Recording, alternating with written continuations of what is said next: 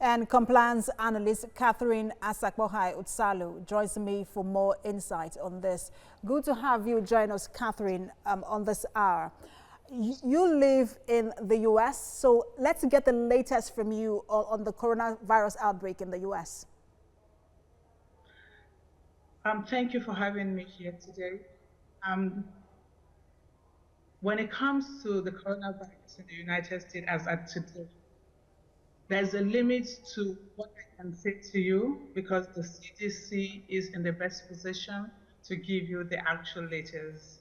I'm just going to talk to you basically how it affected our event when it comes to the United Nations event, CSW, the Council of the Status of Women. Yeah, due to the coronavirus, everything was killed down. It's supposed to be an event starting from the 9th to the 20th of March. It was killed down to just one day, which was the 9th of March. And that led to a lot of cancellation of hotels booking, travels, and all that.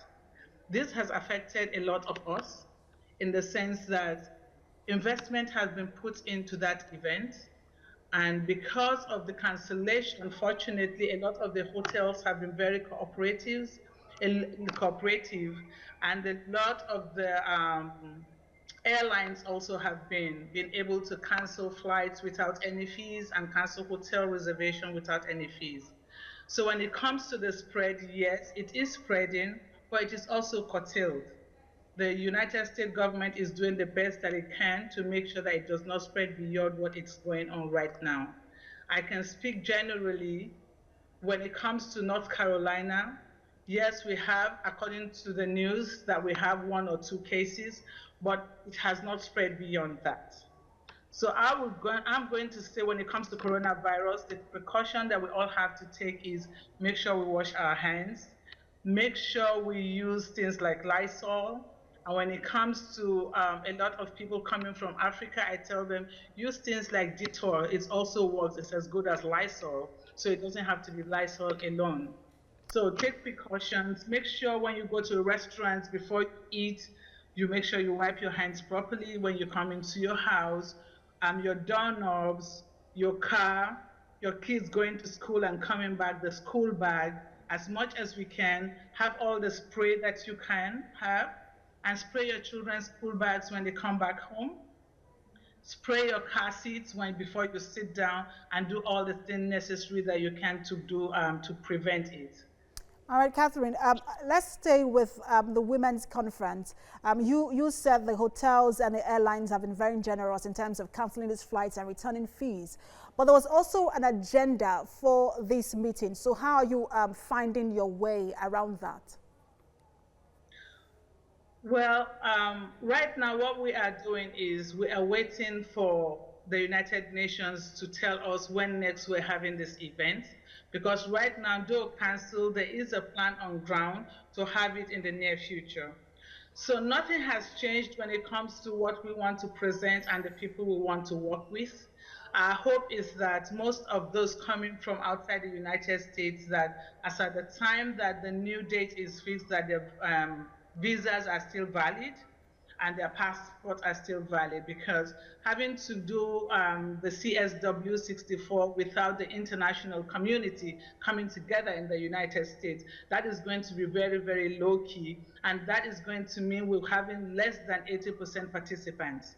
So we are hoping, and we're telling everyone, if your visa is about to expire, please go and renew your visa, because yes, CSW is still going to hold.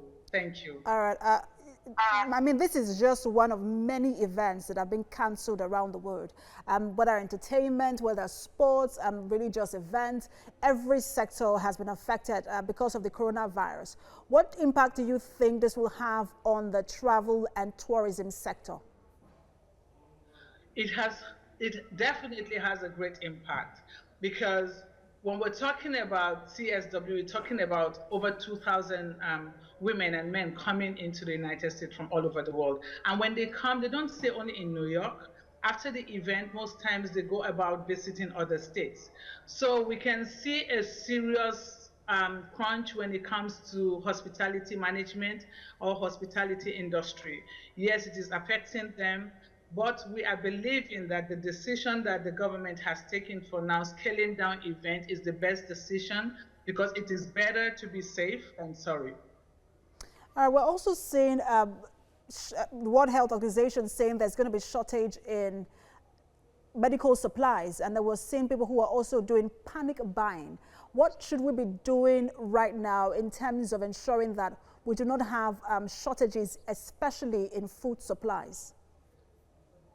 Well, in all honesty, there will be shortage in food supply. In situations like this, there will be.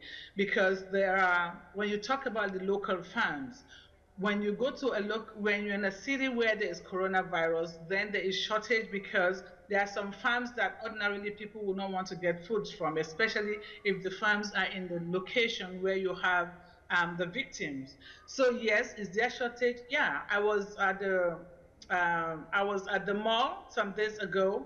I can see even shortage when it comes to a lot of things. I was at the grocery store and I'm looking at some aisles, and a lot of the things that ordinarily we will get to buy, some of the fresh vegetables, some were not there. Is it that bad?